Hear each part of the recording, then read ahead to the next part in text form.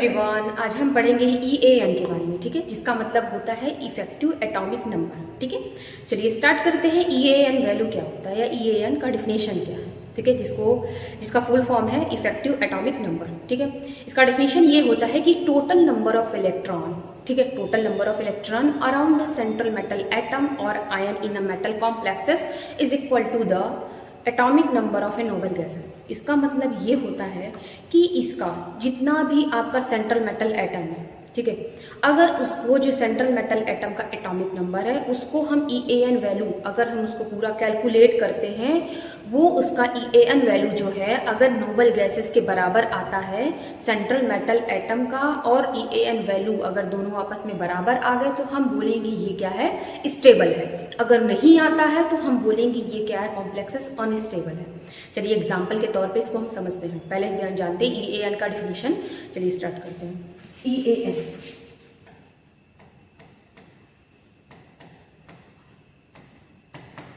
ठीक है, इसको बोलते हैं effective atomic number. Effective atomic number, ठीक है। इसका डेफिनेशन ये है, total number of electron, total number of electron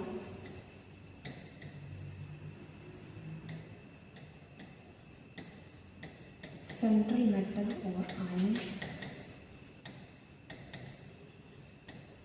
in a metal complexes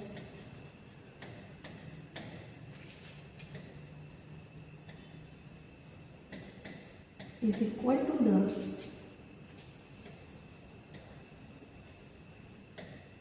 atomic number of noble gases element। ठीक है, ये होता है आपका effective atomic number, total number of electron in central metal atom और आयन। जैसे हम एग्जांपल लेते हैं, जैसे हम मान लेते हैं ये क्या है, Fe, ये Cl6 के पावर क्या है, -4। ठीक है, ये एक कॉम्प्लेक्सेस है। क्या कह रहे हैं, total number of electron in central metal atom और आयन। सेंट्रल मेटल एटम की बात करें तो ये इसकी बात करते हैं, ठीक है, सेंट्रल मेटल एटम और आयन मेटल कॉम्प्लेक्सेस। इसका मतलब इसका जो एटॉमिक नंबर होगा निकालेंगे वो नोबल गैसेस के बराबर आना है, तो ठीक है, तो हम बोलेंगे ये क्या है आपका EAN वैल्यू जो है, मान लीजिए नोबल गैसेस के बराबर आ रहा है, तो हम बोलेंगे क्या है, स्टेबल है। इसको अभी EAN वैल्यू निकालने का एक फार्मूला होता है, उसको बता रहे हैं। ठीक है, EAN निकालने का एक तरीका है, एक EAN निकालने का एक फार्मूला होता है, ये होता है आपका atomic number of central metal atom, central metal atom, ठीक है, सेंट्रल मेटल एटम और आयन, और माइनस ऑक्सीडेशन स्टेट प्लस, और होता है 2 इंटू कोऑर्डिनेशन नंबर, ये होता है। ठीक है, ये EAN निकालने का तरीका है। जैसे ये है, अब इसको चलिए हम कैलकुलेट करते हैं। एटॉमिक नंबर आयरन का कितना होता है, 26, यहाँ लिखते हैं 26। इसको EAN वैल्यू निकालते हैं, क्या ये नोबल गैसेस के बराबर आ रहा है कि नहीं आ रहा है। चलिए देखते हैं, पहले EAN वैल्यू निकाले, कितना आता है, एटॉमिक नंबर एलिमेंट का सेंट्रल मेटल एटम का बोल रहा है, तो यहाँ पे हो जाएगा 26। Okay done. ऑक्सीडेशन स्टेट किसका, सेंट्रल मेटल एटम का। ऑक्सीडेशन स्टेट निकालना हम बता चुके हैं। ऑक्सीडेशन स्टेट अगर इसका निकालेंगे तो आएगा 2, मतलब ये हो जाएगा Fe2+। कितना आएगा, अपना 2 इलेक्ट्रॉन किया डोनेट कर दिया, तो ये आ जाएगा इसमें 2।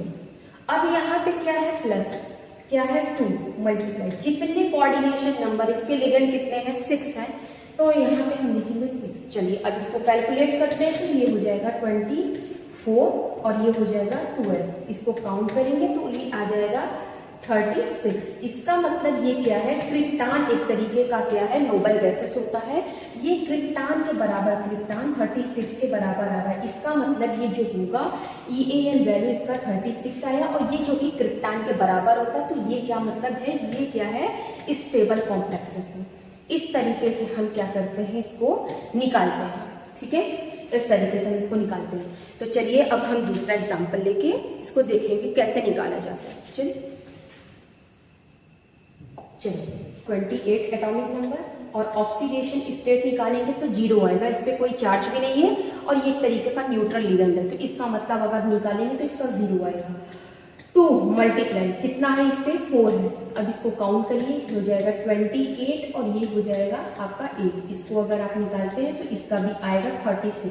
इसका मतलब ये भी क्या है, क्रिप्टन के बराबर है और ये क्या हो जाएगा, स्टेबल हो जाएगा। ठीक है, ये क्या है तरीके का स्टेबल, EAN वैल्यू इसका क्या 36 आ रहा है और ये जो कि क्या है नोबल गैसेस के बराबर है, तो ये क्या है तरीके का स्टेबल है। अब यहाँ पे इसको आप करिए क्या ये स्टेबल है कि अनस्टेबल है, तो पता हम कैसे लगाएंगे EAN वैल्यू से।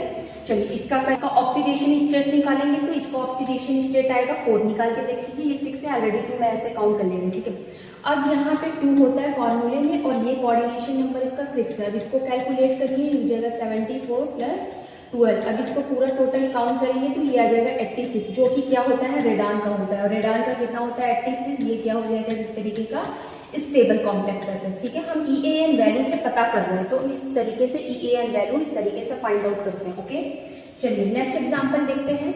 ये आपका AgNH3 का होल की पावर 4 और इस पे आयन भी दिया गया है। ठीक है, इसको चलिए स्टार्ट करते हैं। अगर इसका इसका अगर आप निकालेंगे, इसका हो जाएगा आपका एटॉमिक नंबर 47 और इसका अगर आप करेंगे तो ये इसका NH3 क्या है 0 हो जाएगा, ये प्लस, इसका मतलब इसका 1 ही होगा। और यहाँ पे ये 2 और ये मल्टीप्लाई क्या हो जाएगा 4। अब इसको काउंट करते हैं तो ये हो जाएगा 46 और प्लस 4 8 हो जाएगा। ठीक है, अब इसको कैलकुलेट करेंगे तो क्या आ जाएगा, तो ये टोटल करेंगे तो क्या हो जाएगा 54। ठीक है, 54 ये किसका होता है जेनान का। ठीक है, जेनान ये क्या है तरीके का नोबल गैसेस है, नोबल गैसेस है।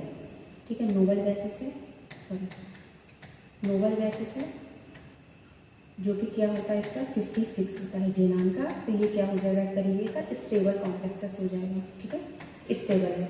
चलिए इसका निकालते हैं, क्या हो जाएगा, इसका भी 26 हो जाएगा। इसका निकालेंगे तो ये आ जाएगा 3 और यहाँ पे हो जाएगा 2 मल्टीप्लाई 6। अब इसका इसी तरीके से करिए तो हो जाएगा 12। ठीक है, इसको कैलकुलेट करेंगे तो 3 2 5 और 2 1 3। इसका मतलब ये क्या आ रहा है 35 आ रहा है। 35 क्या है स्टेबल नहीं है, इसका मतलब ये क्या है कॉम्प्लेक्सेस अनस्टेबल है। ठीक है, ये क्या है अनस्टेबल। ठीक है, ये नोबल गैसेस को फॉलो नहीं कर रहा है, तो हम इसका EAN वैल्यू कुछ इस तरीके से निकालते हैं। अगर नोबल गैसेस के बराबर आ रहा है तो हम कहते हैं ये स्टेबल है, अगर नहीं आ रहा है तो ये क्या है अनस्टेबल है।